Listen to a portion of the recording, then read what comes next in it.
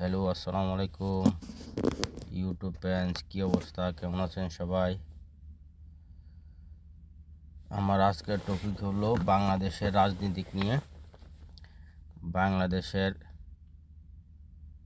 রাজনীতিক নিয়ে কিছু কথা বলবো। বাংলাদেশের জুলাই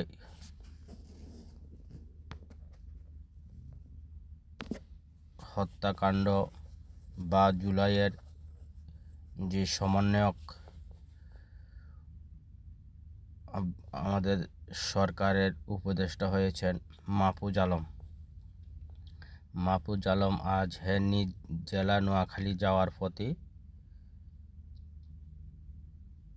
চাঁদপুরে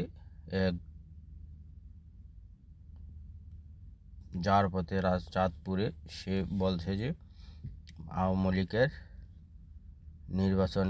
লীগকে নির্বাচন করতে দেওয়া হবে না বিচারের আগে, এরকম একটা কথা বলছেন। তো না, আওয়ামী লীগকে কীভাবে নির্বাচন থেকে দূরে রাখবো এটা তো ক্লিয়ার হয় না এখনো, কারণ আওয়ামী লীগের তো এখনও নিবন্ধন আছে। তো ওই হিসাবে তো সে নির্বাচন করতে পারে। এখন কোন হিসাবে দিব, কারণ আওয়ামী লীগের যদি হয় যে আওয়ামী লীগ ইলেকশন করতে পারবে, ইলেকশন করতে না পারলে যে হয় যাদের বিচার আছে, যাদের নামে বিচার চলছে, যাদের মামলা হয়েছে তাদেরকে বাদ দিয়ে নির্বাচন এরকম হতে পারে। কারণ যখন নিবন্ধন আসে তাহলে তো অবশ্যই নির্বাচন করতে পারবো। তাহলে কি সে কি মাহফুজ আলম কি নিবন্ধন বাদ দিয়ে দিবে আওয়ামী লীগের?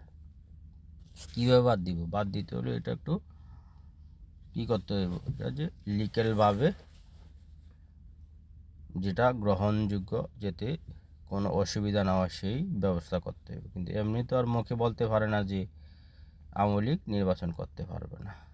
কেন নির্বাচন করতে পারবে না, কী উদ্দেশ্যে করতে পারবে, এটা তথ্য উত্থাপন করতে হইব না। তথ্য উত্থাপন না করলে তো হইব না, ঠিক আছে?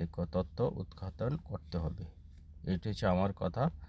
কারো ফুট করে তো বললে দেওয়ার হবো না যে আওয়ামী লীগ নির্বাচন করতে পারবো না।